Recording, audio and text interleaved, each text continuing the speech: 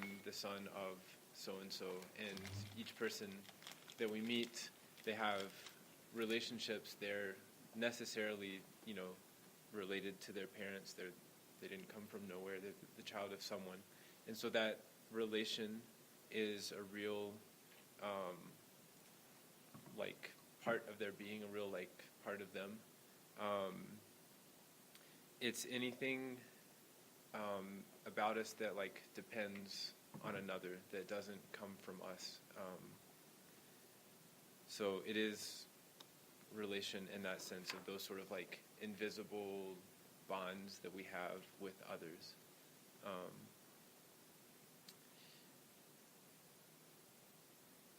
So just to answer that question. And then for the imagination and the question of how.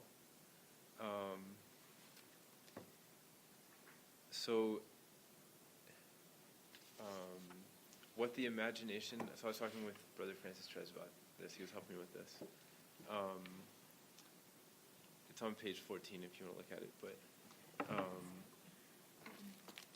because it was in the context of looking at how these different questions are related to the five senses that we have, and that somehow the question of how a thing works or how we use a thing or whatever is sort of connected to our faculty of imagination. And I'll try to explain just a little bit better, a little more of what I understood, just to give a little more of a step in the right direction, even though it's not going to be exhaustive. But so the imagination is sort of taking the multiple sensations that we have of a thing and sort of creating a unified representation, a unified image that sort of this sort of the various sensations that we have of a thing kind of get brought into one single image. It's like a synthesis. So our imagination is synthesizing this sensible experience that we have of something to give a representation of that thing. And the question of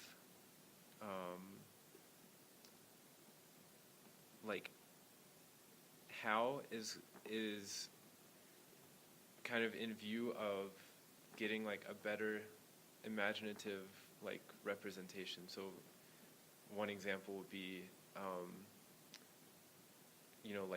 electricity. So plugging something into an outlet. When you plug something into an outlet, electricity somehow starts flowing in, and the thing is able to work. And so we have sort of an imaginative representation of what's going on, that I guess the electricity comes in and the thing lights up or whatever.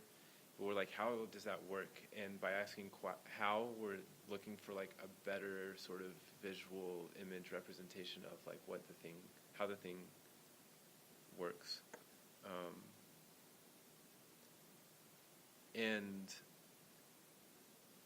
with the question of another aspect of it is it's sort of how are things connected? When we're considering something that we sense with our five senses, it's what's sort of the connection between all these sensations that I have of a thing? How are they connected? What is their... How can I synthesize them? That's sort of what the imagination is doing. And the imagination, this last sort of aspect of it, it sort of feeds on the question of how, because it's always looking for a better image or representation, whereas with the other questions of where does it come from, what is it for, all the questions that lead to the causes, they lead to a cause, and it's like an end point. Like there's nothing else for the imagination really to feed on there. It's like you discover the cause, and that there's like that's sort of the end of that investigation. But the how is like more a question of like the synthesis of like how things are related. So maybe that's like a step one more. That's a little maybe even more confusing, but it's yeah.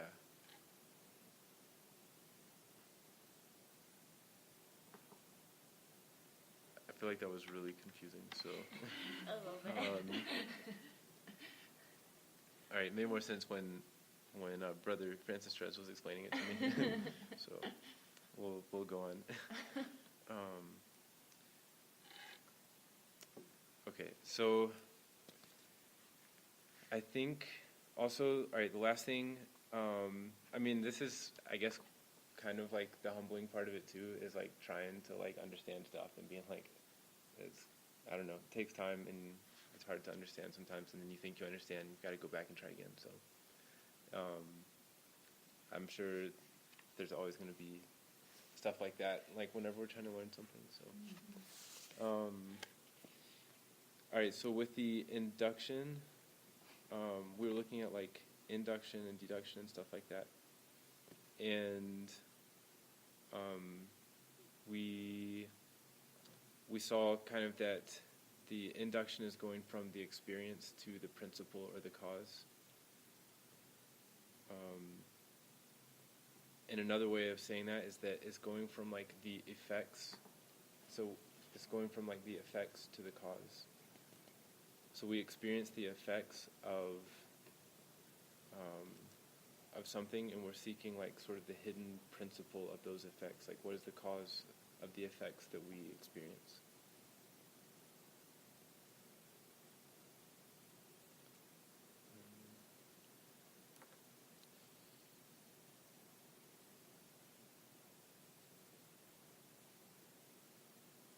Okay, and so I think for induction, it would be helpful to actually like have some more examples, because the thing is, once we get into metaphysics, once like you guys get into metaphysics, especially like tomorrow, is there are like inductions involved at the level of being, like the level of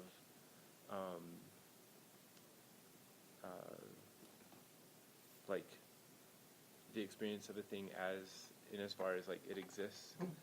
And I think in order to do that, it would be helpful to have some examples of inductions on other levels that are maybe like easier, so that we would be more ready to make a metaphysical induction, I guess. So instead of going straight to like skipping like everything, like I said earlier, and going like into the chapter on metaphysics and like reading some of that text, I thought maybe we would look at one of the other experiences that that Father Philippe analyzes before going into metaphysics. Okay, and since we don't have time to like read everything and go through it that way, maybe we'll just try to like kind of talk about it. So the first experience that he looks at is work, and work is always going to be to produce like a finished product. So someone who's working is working in view of realizing like a finished product, whether that finished product is like something useful, like an object or a tool that's going to be used, like a table or a mug or like something like that, or whether it's like a work of art that's going to be more to be like contemplated for the sake of artistic knowledge, like going to an art museum. That's also the fruit of somebody's work, but it's sort of a different kind of product than something that's going to be used. It's not really useful to have like a painting, a beautiful painting, but it is the fruit of somebody's work, and it's more in view of like an artistic kind of contemplation, I guess. And so if we try to find like induce like the principle of what we experience of work, so like for example like a useful object like this table that we experience, and we ask like where did this come from? Like we already started kind of trying to think about that earlier this morning, because it didn't just like appear like this as a table. This isn't like a natural thing. It's not like something that grows in nature. So the purpose is try to like find the sort of hidden source of this like visible effect that we experience of like the wood in this particular form of a table. Like where did that come from? How did that come to be? And so in doing the induction, we go like, I don't know, like what would you guys, how would you start thinking about that if you were like, where, like, what is, like where did this come from? Is like Google it, find a picture that's similar. Yeah. Is what you're asking, like how would we go about finding what the source was? Yeah. Wait, this is in deduction or in induction? In induction. So, This is wood. Mm-hmm. And it looks to me like it was put together by a human being. Okay. But would it be something more along the lines of defining it as a table? what is, or its use, because that would be a cause. So the cause would be that the last thing we come to is that it's a table. Like, Right? Yeah. So those are all touching on like different causes. So like the what is it? That's like the form of the thing. That's going to be like the formal cause. What is it made of? That's going to be, okay, it's wood. That's the material cause.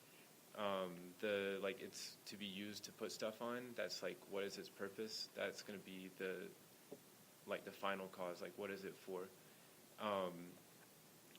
But the like, where did it come from?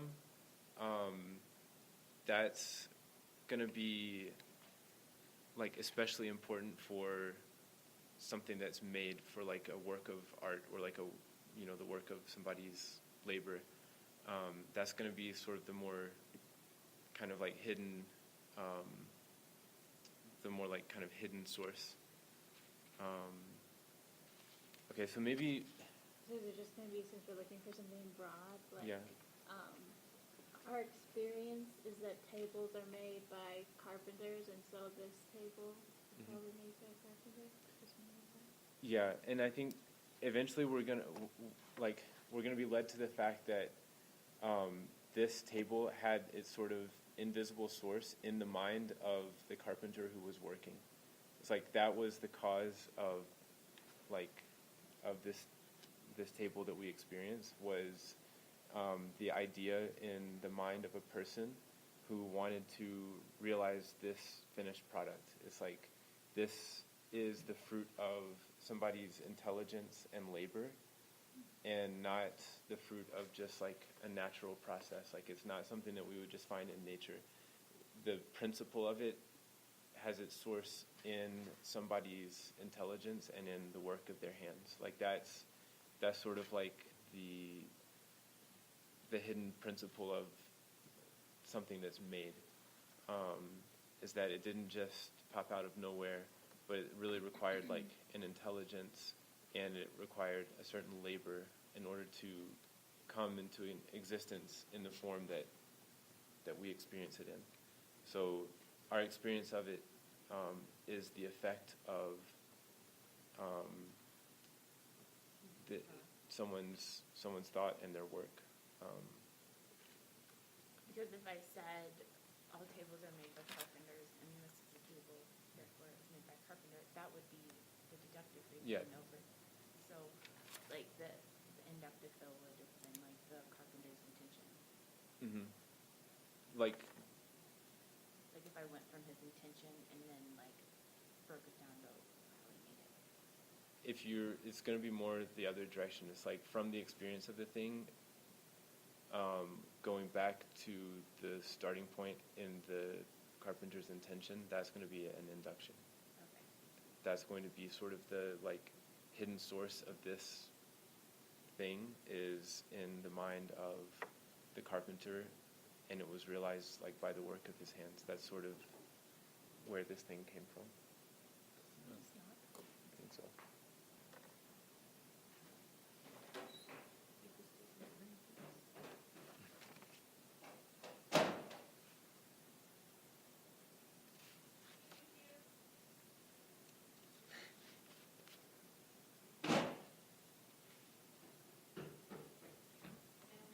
Cookies. I decided not to take the time to explain about the amygdala or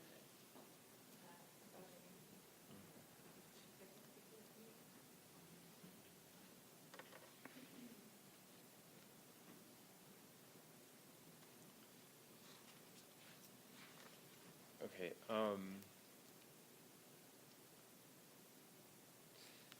So, if you guys want, we could read through this section on work to like try to make that particular induction more clear. But another like quick example is in the next experience he's going to analyze is going to be like friendship, where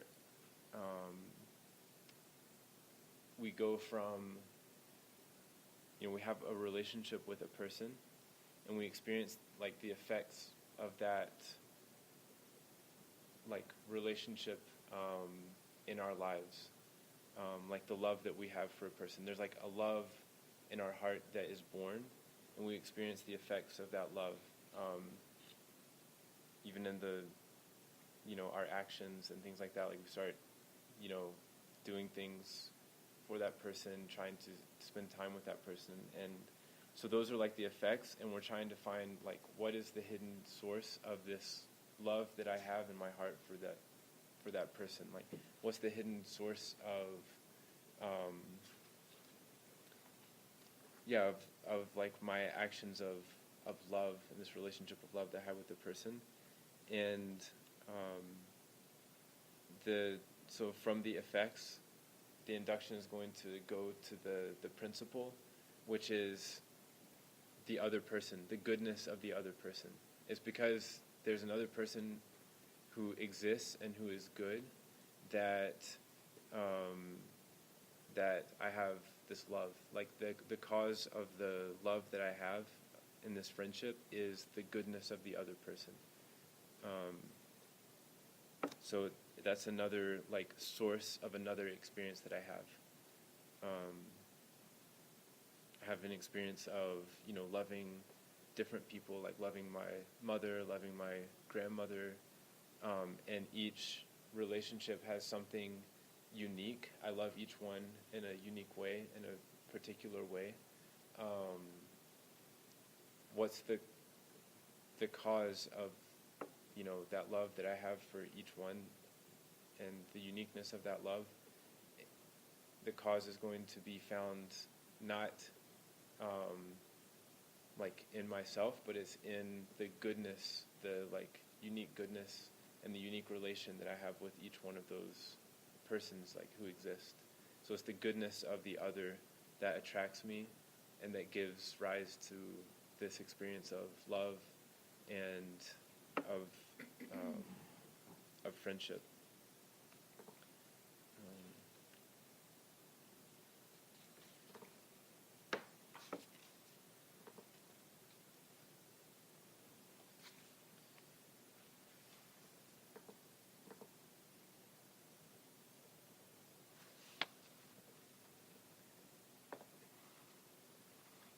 And then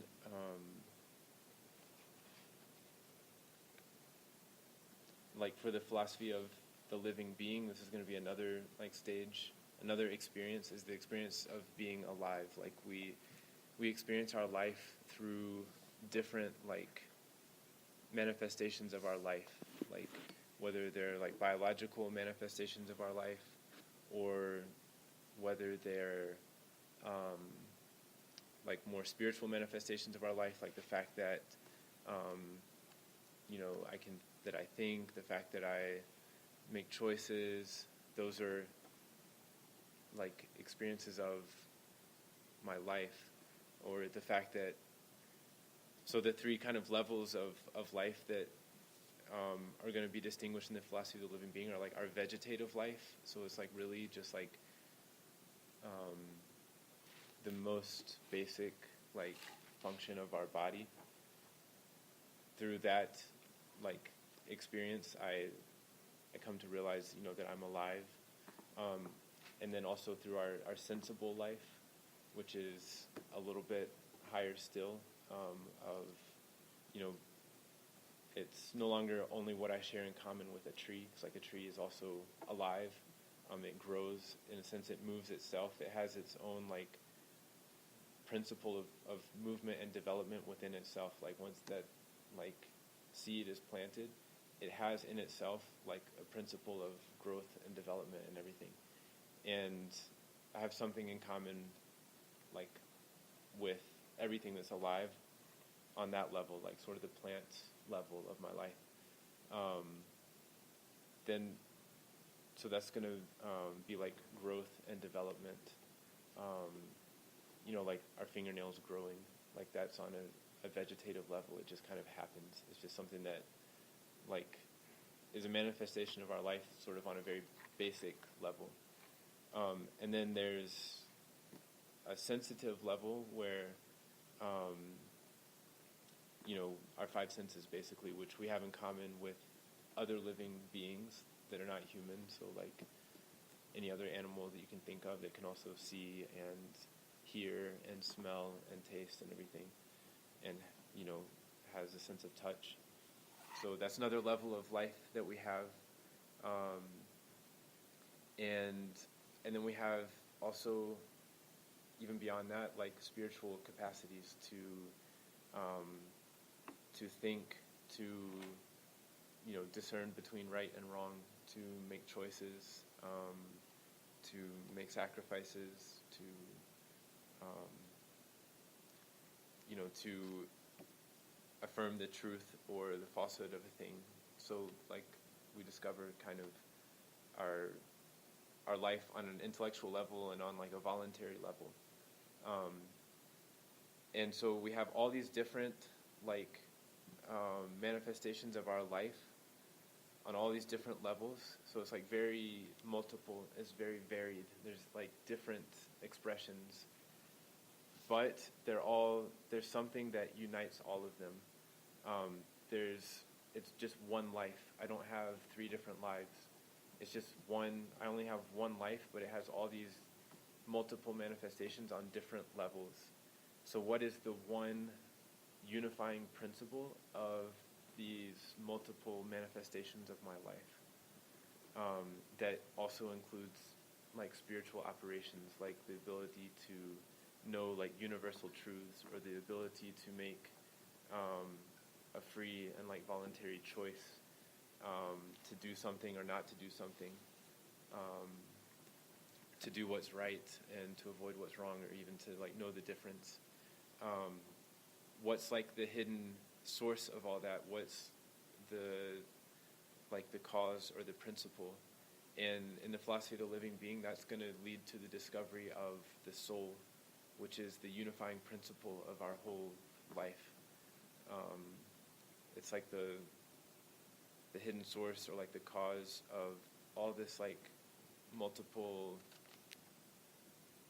experience that I have of the fact that I'm alive, but I only have one life, and its source is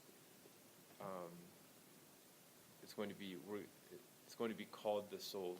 But the soul is like, the meaning of the word soul is like that that hidden principle of life within me and within each person that is spiritual, and that life is also bodily.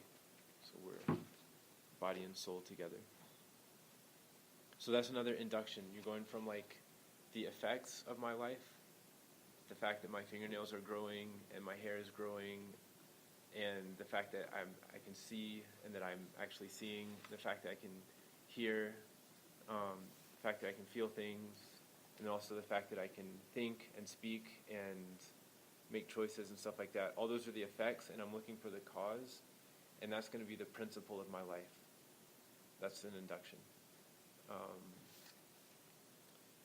So each like human experience is going to have its own principle, and it's going to require its own induction. So the experience of work has its own principle. The experience of friendship has its own principle. The philosophy of life, the experience of life, has its own principle.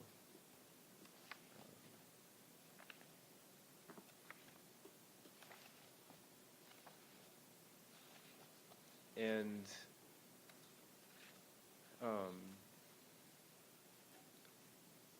so the whole work of this like philosophical itinerary is going to be like going through each of these like major human experiences, starting from what we experience of their effects and trying to find like their hidden source, which is their principle and their cause. And then at the end of that whole research, there's still something that, and we're like maybe we'll actually read some of this chapter on metaphysics, and you'll hear this from Father Philippe. But at the end of all those like analyses of our experiences, there's still something that's common to each one. It's in each one, there's the presence of the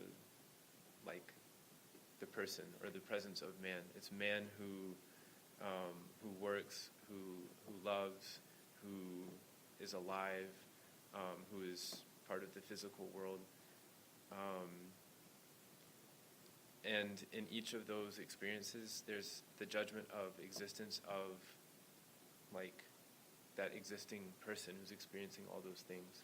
And so it's going to lead to the question of like what is man, and ultimately like what is being, because the consideration of metaphysics is going to be man, not insofar, because in all these we discover too that like the most interesting and the most important like object of philosophy is like a human being, and not just like some random object, but it's more like the human person and all of their experiences, all of our experiences.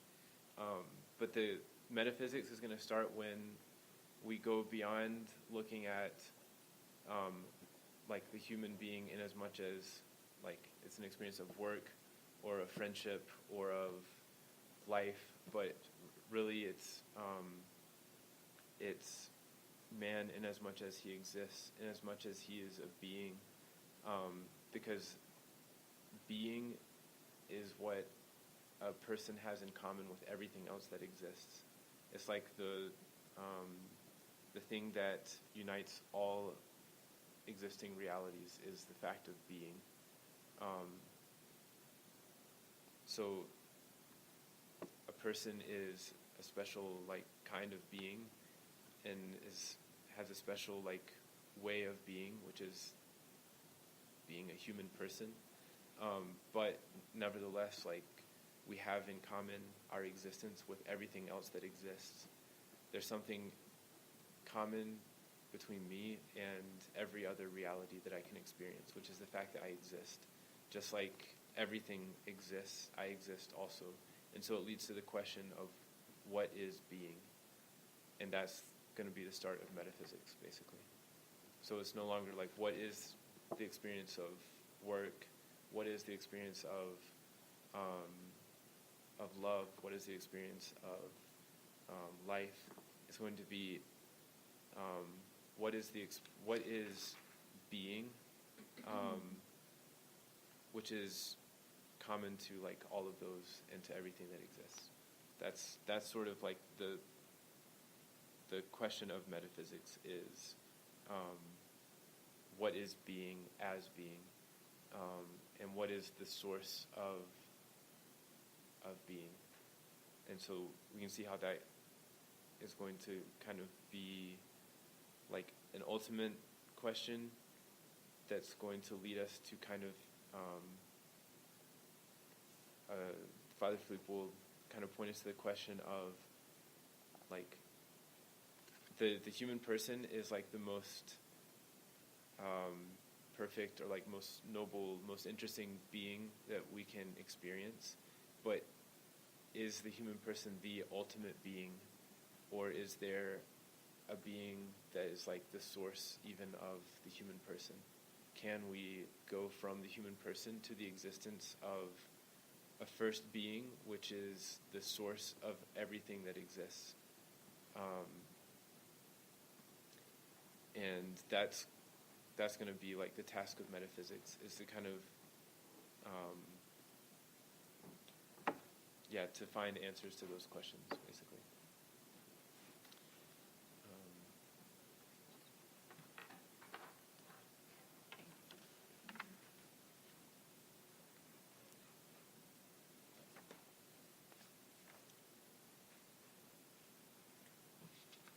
Okay, so after kind of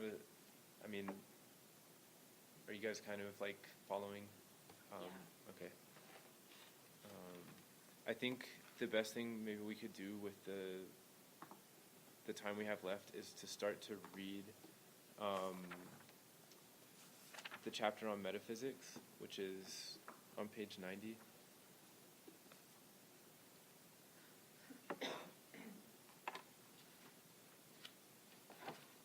And we'll just read this first part, which is going to get us into the question of being, of like what is being, and then that's going to lead to, because remember, like in each of the experiences there was an induction, there was like the hidden sort of like principle of each of the experiences that we looked at, and the same thing with being as being. Are going to be principles to discover, like what is the hidden like cause of being. And so there's going to be inductions to be made at that level too. So there was an induction at the level of life, level of work, the level of friendship. There's also going to be an induction to discover the principles at the level of being. And that's what metaphysics is about.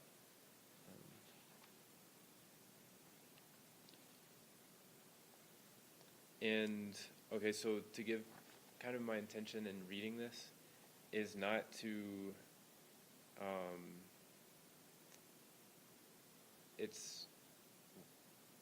I think like we're not going to understand everything.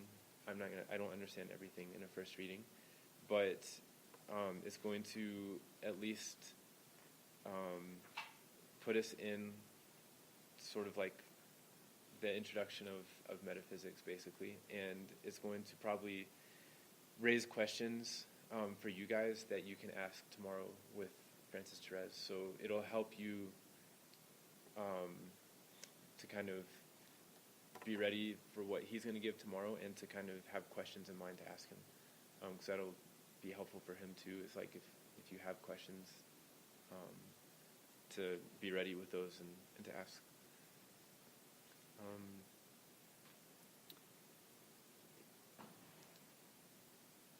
Okay, so can someone just start reading this first paragraph? Or just read this first paragraph. We cannot stop.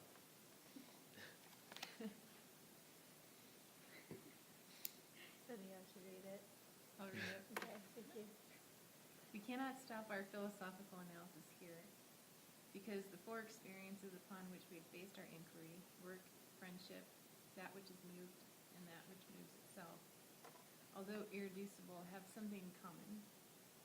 Work is an experience belonging to man, as is friendship. That which is moved is primarily man, and the primary living being is also man. Man is present in these four experiences and gives them their deep unity. And so we must ask, what is man? Now we can only know man through our experience of him. And there is a fundamental experience of ourselves that we have not yet considered, our assertion that I am, I exist. Through work, man indeed experiences that he exists. In loving a friend, man experiences that he exists. When he is moved, man experiences that he exists. In living, in being alive, man also experiences that he exists. If man experiences that he exists in these different ways, he can consider what they have in common and seek to elucidate or make explicit their common foundation. He can then assert, I exist, I am, and recognize that he exists like the other realities around him. In the judgment of existence in which I affirm I exist, I can stress either the I or the exist. If I stress the I, it is no longer, properly speaking, a judgment of existence. I simply assert myself as existing. It is I that I consider above all else. I am oriented unknowingly toward Descartes' assertion, I think, therefore I am. When asserting that I think, I do indeed grasp that I exist, but when asserting that I love, I also grasp that I exist. And when asserting that I work, I grasp that I exist. That was a lot of existing in one paragraph. Okay, so, yeah. So, and that's the point, I guess, of metaphysics, is looking at things and looking at man in particular insofar as he exists. And so Father Philippe introduces like a new judgment of existence in this section. So we like, you know, the like emphasis and everything this morning was on this is, you know, on discovering the existence of things other than ourselves. And here he's going to introduce this judgment of existence of our own existence. Like, yes, like this is everything other than myself that I experience exists, but it is also true to say that I exist, that I am. But by first of all orienting us towards things other than ourselves, he's trying to keep us in like a more realistic judgment of existence about our own existence. So it's not so much an emphasis on the subjectivity of the like I, but it's more on the fact of existing. I exist. So he's sort of, we can continue and see that he's trying to emphasize the fact of being.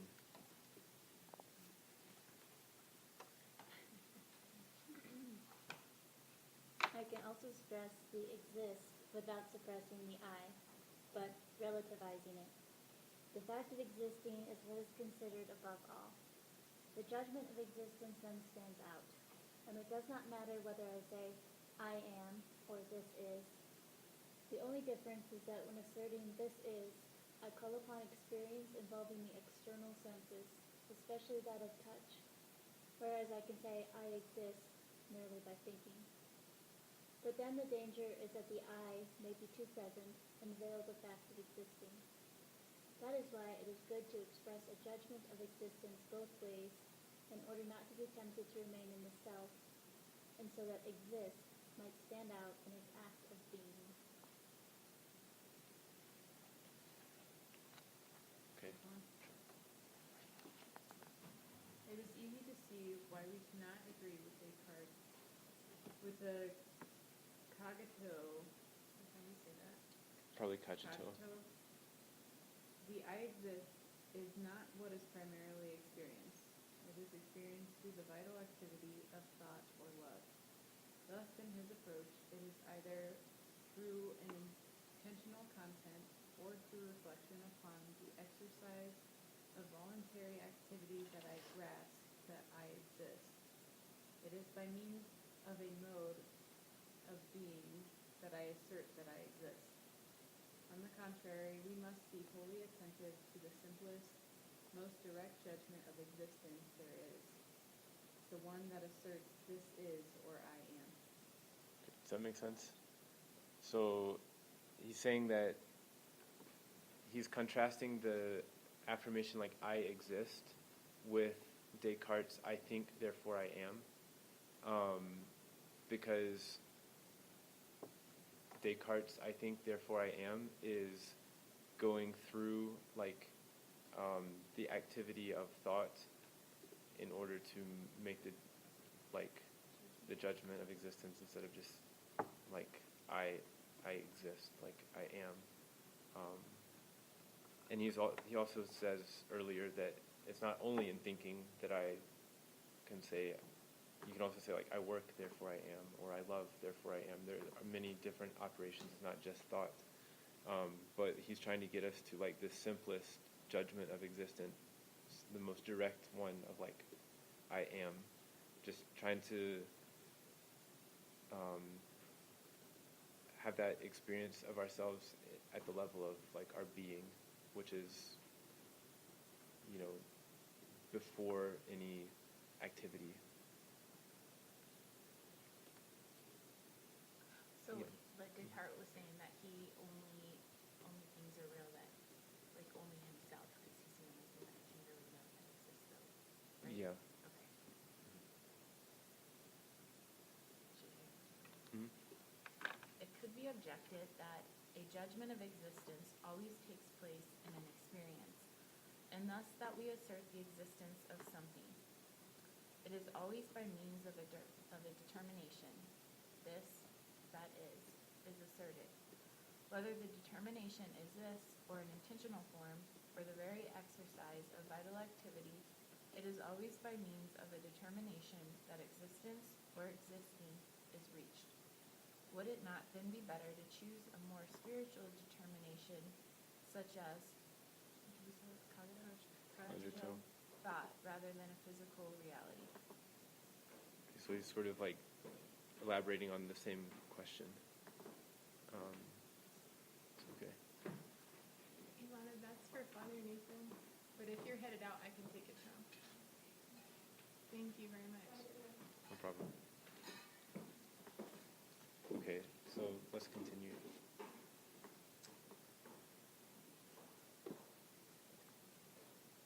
It is correct to say, as language shows, that the judgment of existence, this is always made through a this. But in the judgment of existence, that which is first asserted is not this, but is. The accent is placed on is. This is the difference between I think, therefore I am, and this is.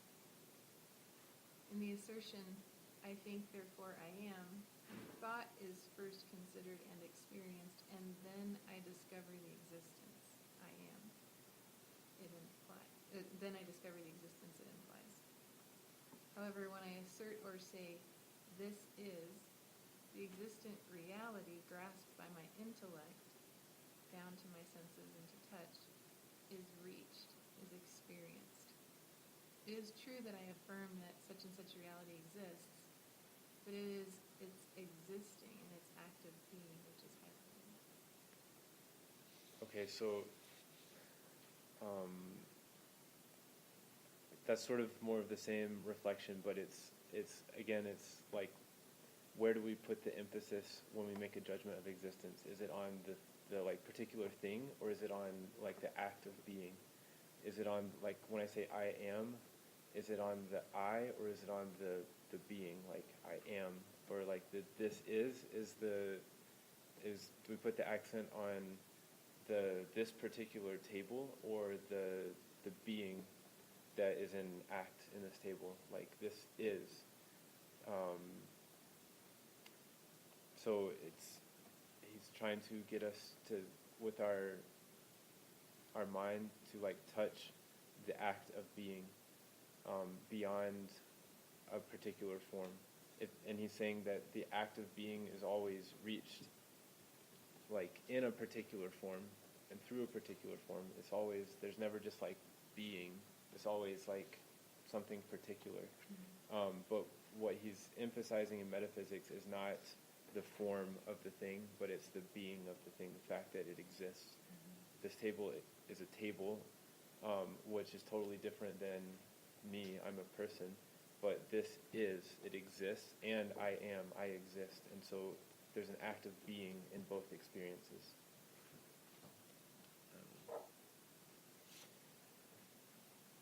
Okay, so, we're going to continue and see if we can get to the end of we'll see how far we get. Maybe can someone else read? Because I feel like if it's just me talking, it's going to be hard to pay attention. That is why we must underscore the difference between these two affirmations. I think, therefore I am, or I love, therefore I am, and this is.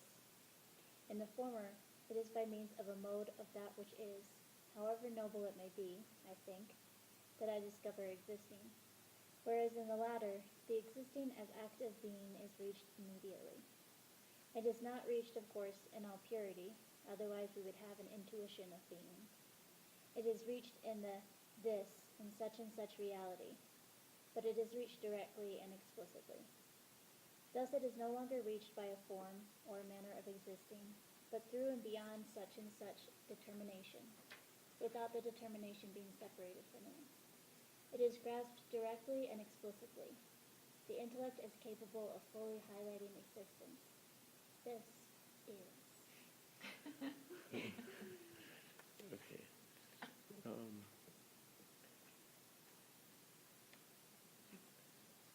Let's see.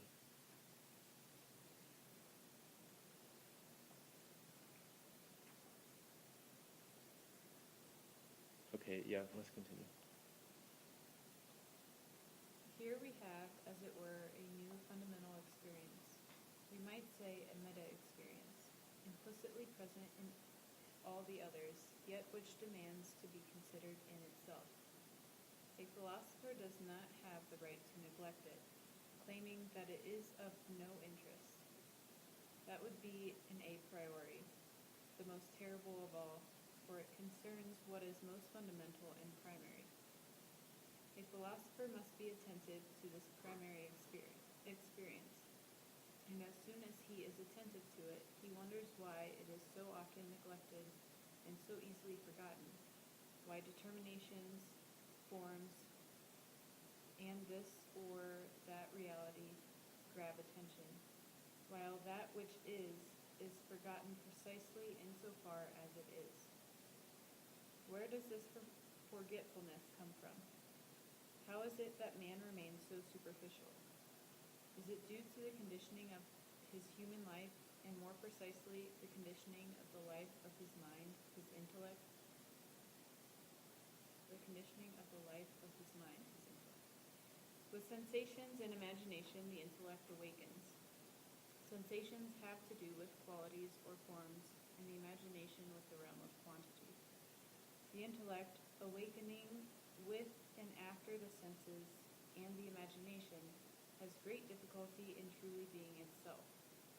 Very often it lingers in lazy continuity with imaginative, sensitive knowledge and does not emerge beyond it. The intellect is, as it were, inhibited, trapped in initial sensitive knowledge, not going beyond the realm of forms, unable to discover its proper domain, that for which it is primarily made. The intellect remains unable to discover that which is insofar as it is.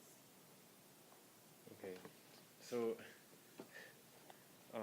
it's pretty dense reading, but one, I guess, an important point that is made here is that this realm of discovering things in as much as they exist is what is most proper to the human intelligence. And so this question of discovering a thing's being beyond its sort of particular form is actually is actually something that our intelligence is made for, and that is going to feed our intelligence. Like the more that we consider things in so far as they exist, and continue to make that judgment of existence with the emphasis on their act of being, the more our mind is going to get kind of used to it, and that actually feeds like our search for truth, because it helps us to like grasp something that is like deepest in what we experience, beyond just like kind of the superficial level of like what we immediately sense. It's kind of going beyond that immediate level of like sensation to the more profound like being of the thing.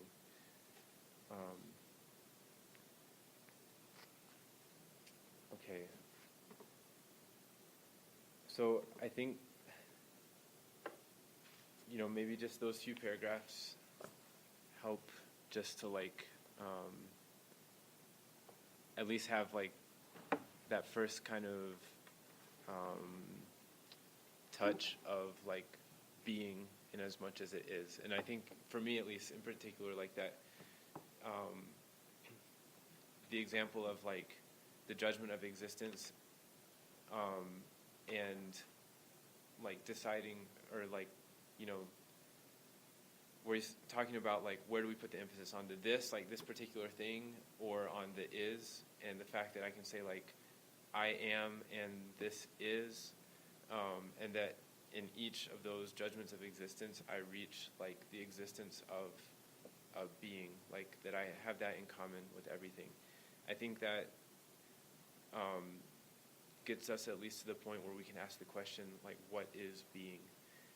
Which is going to be kind of where you guys pick up tomorrow. So we've gotten to the judgment of existence that reaches a thing insofar as it exists, beyond its like particular form. We're able to reach like our own existence and the existence of other things insofar as they exist. I think we all kind of like were able to do that. And so we can, at least now, the question of like what is being isn't like totally abstract and meaningless. It actually corresponds to like this judgment of existence that we've made on ourselves and on these other things, and it'll be a real question for us, rather than just like, I know I'm supposed to ask that question in order to do metaphysics. It's like it actually has some meaning to us. What is being? And then hopefully tomorrow, Father Francis Therese is going to kind of take you guys from there into discovering like the principles of being, and then from there that opens up to discovering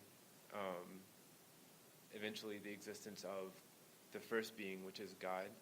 And if we can really do that with our own intelligence, like that's really going to enrich like the way that we look at things.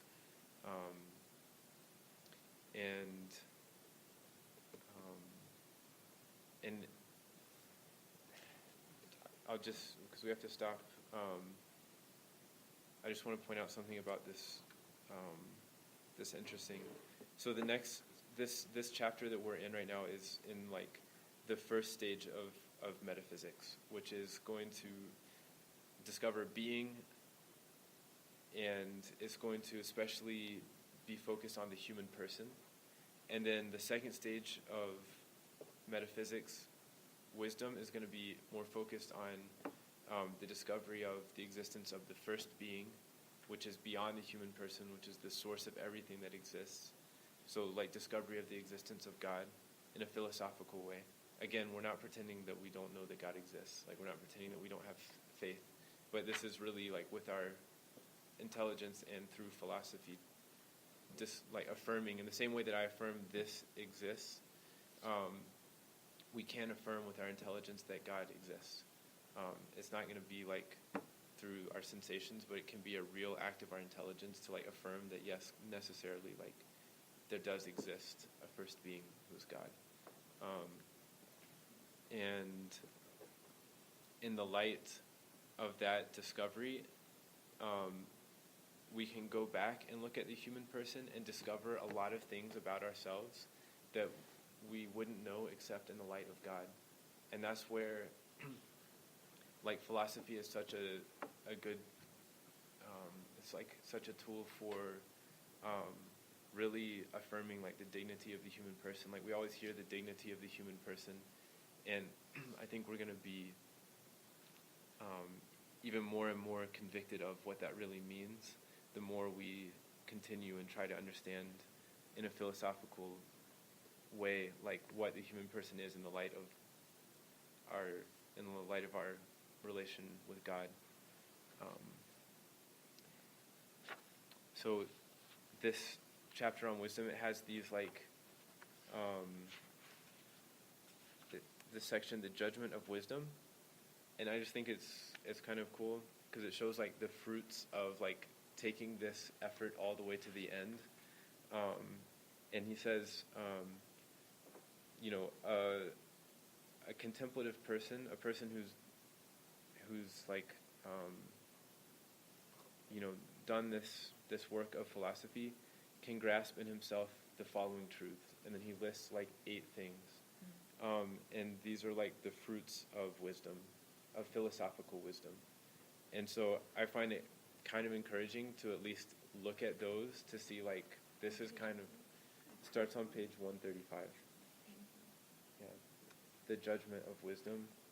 And so it's like, it shows sort of like, this is what I have to look forward to. It's like, okay, I haven't necessarily discovered this for myself, but I know that I can, and I know that it's totally worth it because I'm going to see myself in a whole new light and every other person that exists in a whole new light, in particular these 8, like, these 8 things that we discover in the light of the existence of God. So we'll stop there.